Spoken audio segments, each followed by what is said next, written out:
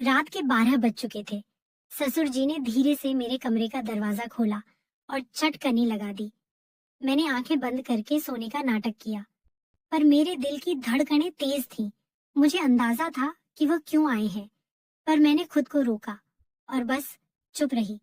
उस रात जो हुआ वह मेरी जिंदगी का एक नया मोड़ था।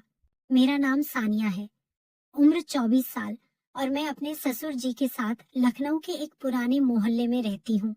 गली तंग है, मकान पुराना, पर दिलों में जो बातें चल रही हैं वह बिल्कुल नई है।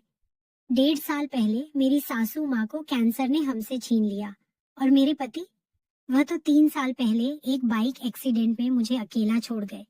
तब से मैं और ससुर जी बस एक दूसरे के सहारे इस छोटे से घर में जिंदगी काट रहे हैं।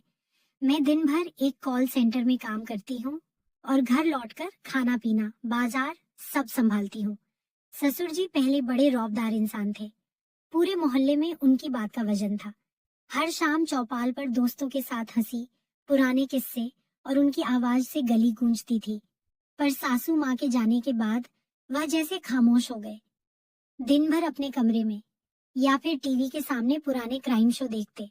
उनकी आंखों में एक अजीब सा दर्द था जो मुझे रातों को सोने न देता। मैं सोचती, क्या मैं उनके इस दर्द को हल्का कर सकती हूँ? क्या उनकी जिंदगी में फिर से कोई रोशनी ला सकती हूँ? एक रात की बात है। रात के करीब 2 बजे मैं पानी पीने उठी। घर में सन्नाटा, बस बाहर सड़क पर कुत्तों की आवाज आ रही थी। ससुर जी का कमरा ऊपर था और मैं नीचे। तभी ऊपर से कुछ गिरने की आवाज आई। दिल धक से रह गया। क्या हुआ? मैं डरते डरते दबे पांव ऊपर गई। उनका दरवाजा हल्का सा खुला था। मैंने चुपके से झांका।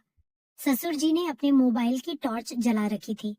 उनके एक हाथ में मोबाइल था और वह कुछ देख रहे थे। दूसरे हाथ में एक छोटा सा पप्पू था, शायद। तभी उनके हाथ से पास में रखा गिलास नीचे जमीन पर गिर गया, पर उनको पता नहीं चला। ससुर जी वीडियो देखकर पप्पू के सिर की मालिश कर रहे थे। मैं वहीं रुकी रही और बिना कोई आवाज के उन्हें देखती रही।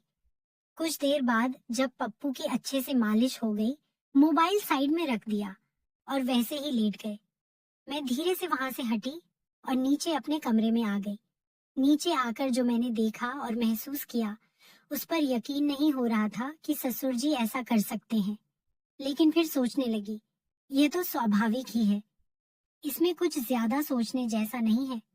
दिल में जैसे कोई तार छिल गया।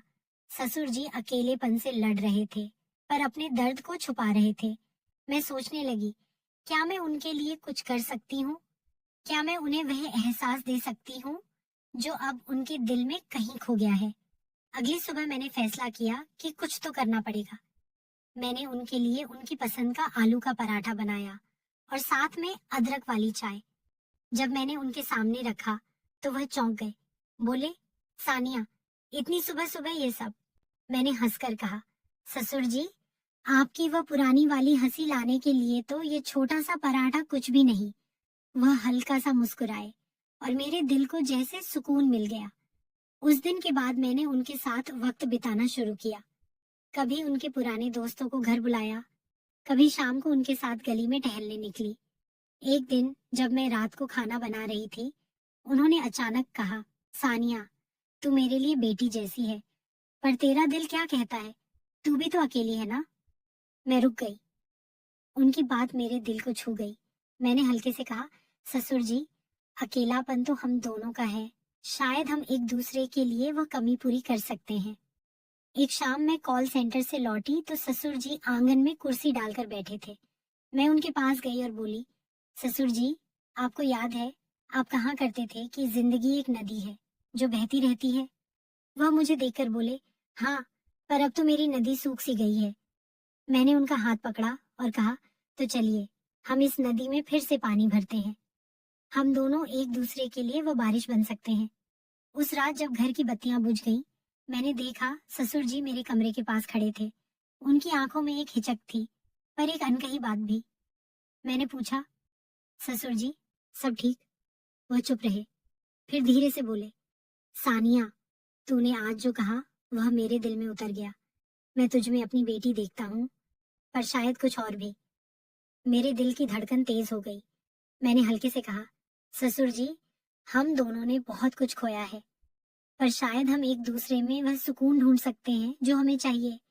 लोग क्या कहेंगे, ये सोचकर तो जिंदगी रुकती नहीं। उन्होंने मेरा हाथ थामा। उनकी हथेली में एक गर्माहट थी जो मेरे दिल तक गई। वो बोले, सानिया, ये रास्ता आसान नहीं। मैंने मुस्कुराकर कहा, ससुर जी, जो आसान होता है उसमें मजा कहाँ। बस आप मेरे साथ रहें, फिर देखिए कैसे जिंदगी फिर से रंगीन लगती है। उस रात हमने साथ बैठकर पुरानी बातें की, सासू माँ के किस्से, मेरे पति की शरारतें और वो पुराने दिन जब घर में हंसी गूंजती थी। पर उस रात कुछ बदल गया। ससुर जी की आंखों में वह खालीपन कम हो गया और मेरा दिल भी जैसे हल्का हो गया। अगले दिन जब मैं दफ्तर से लौटी तो ससुर जी ने मेरे लिए मेरी पसंद की कचौड़ी बनाई थी। बोले, सानिया, आज तुझे कुछ तीखा खाना चाहिए। मैंने जवाब दिया, ससुर जी, आपने तो मेरी जिंदगी में पहले ही तड़का लगा दिया। वह एक नई शुरुआत थी, न कोई नाम न कोई रिश्ता, बस दो दिल जो एक दूसरे का सहारा बन गए। बाहर की दुनिया वही थी, लोग, उनकी बातें, उनका शोर, पर हमारे घर में एक नई सुबह थी जहाँ रिश्ते नहीं, बस एहसास थे। तो दोस्तों, अगर मेरी कहानी ने आपके दिल में कुछ हलचल मचाई हो तो चुपके से मत बैठिए, एक झकास लाइक ठोक दीजिए और सब्सक्राइब कर दीजिए।